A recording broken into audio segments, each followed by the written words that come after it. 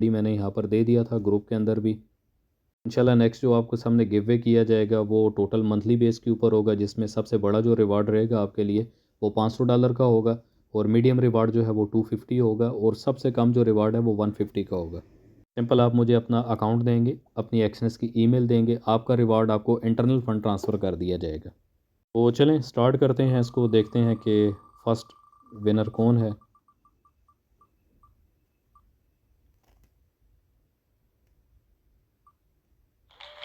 जी okay हो गया। 39084717 ये आईडी $100 के लिए क्वालिफाई हो चुकी है।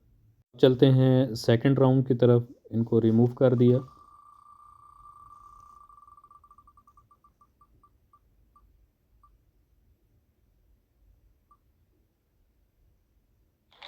सेकंड आईडी जो है वो 14198762 की आईडी है।